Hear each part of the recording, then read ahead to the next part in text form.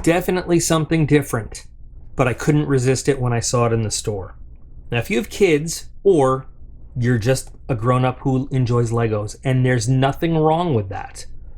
You know that Legos are ridiculously expensive these days. And I grew up building Lego sets. I love them. I think they're a creative toy. I think they're great for the brain, and they're a lot of fun. But you can tell that there are a lot of sets these days that are marketed to the older generation specifically. And I understand this is not a true Lego set. This is Brickcraft, but this is an officially licensed brick building kit, and of course these would all be compatible with real Lego. However, over the weekend I took my kids to Walmart just to look around. They each had some chore and allowance money that they wanted to spend. It was burning a hole in their pockets. We were in the Lego aisle, and there were a couple sets that I saw that caught my eye that of course they walked right by because they didn't even recognize and understand. And it occurred to me that most kids, all kids really wouldn't even understand. And it was up to me and my generation to get what these things were marketing, and I realized they were really aiming for the adult generation.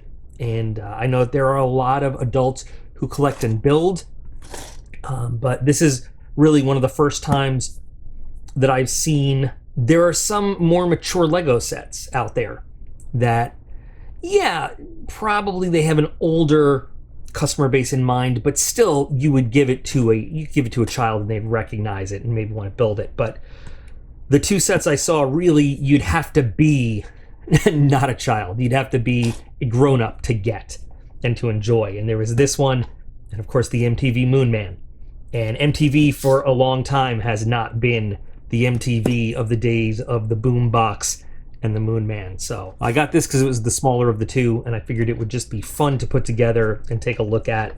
And this probably is going to be a pretty small kit and a pretty small build. So we'll take a look at it here.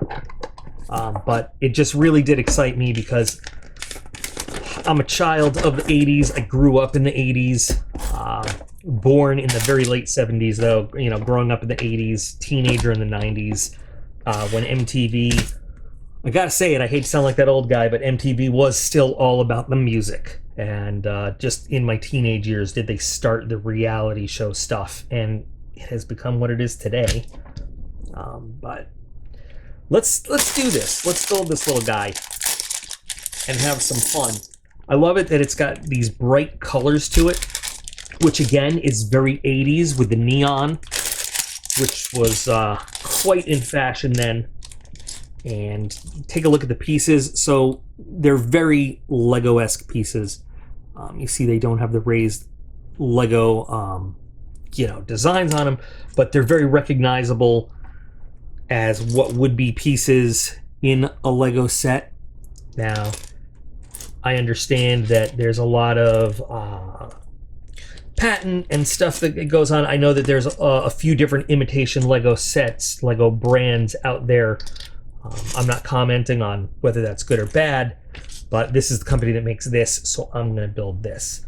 So we are going to start with this guy and this guy. We need two of them. And I still do build Legos with my kids. I am on the wrong page with my kids, and I have the magic dad skill of piece finding whenever something is missing. Sorry, I was on the wrong page starting. So they can't find a piece, and they're like, Dad, I can't find a piece. I walk in, and I've got that piece found in about 30 seconds. And they're just like, how'd you do that? And I say, hey, it's dad skills. But really, it's a lifetime of growing up building Legos.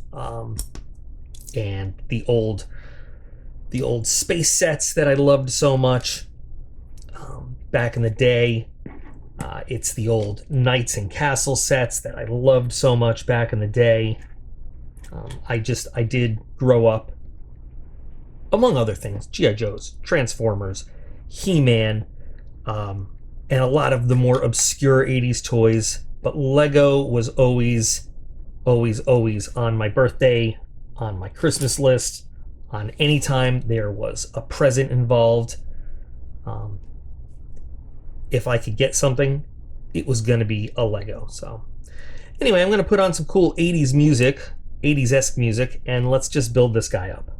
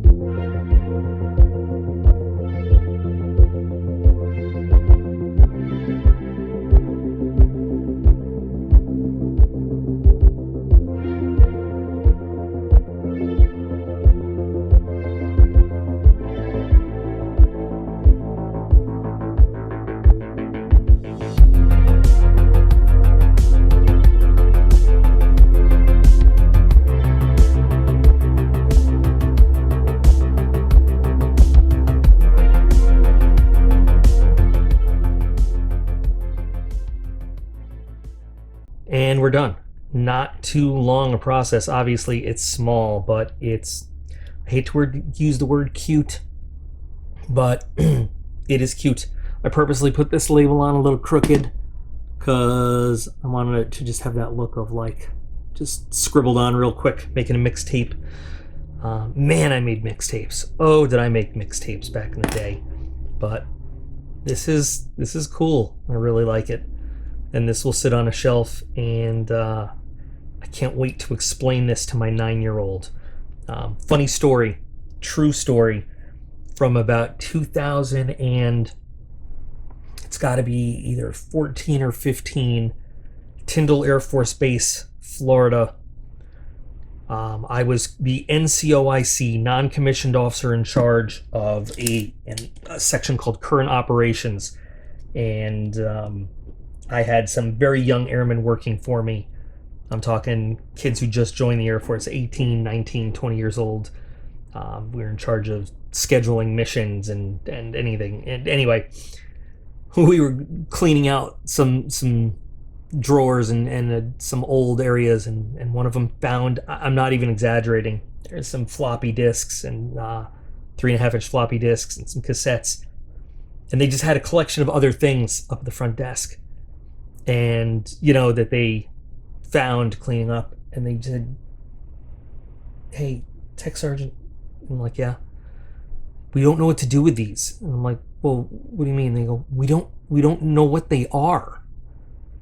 I'm like, "What do you mean?" And I'm thinking like they don't know what they are in terms of like they don't know where they go, they don't know like who they belong to, something like that. But like they held up the floppy and the cassette tape, and they were like, we don't know what these things are. And I like legit, they didn't know what they were.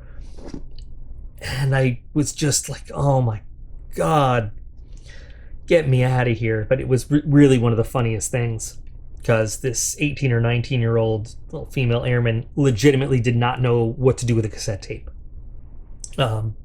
So this is a really cool, anyway, side note story. This is a really cool little thing. You can put your little mixtape in the boombox and close it up. And you can put your antenna away so you can listen to your tape when you're not listening to your FM. Did anybody listen to AM on a boombox? Come on. For me, just to give you an example, growing up in New York City, it was either Z100, 100.3, 92.3, 92.7. Kiss FM was another good channel. 104. There are a lot of .3s. Anyway, really cool little set if you can get your hands on it. Like I said, at Walmart, it was like $5, I swear. Maybe I'll get my hands on the Moon Man next, and we'll do that one. So I hope you guys enjoyed this. If you did, drop a like. If you didn't, dislike, whatever. But I think this is a cool little set.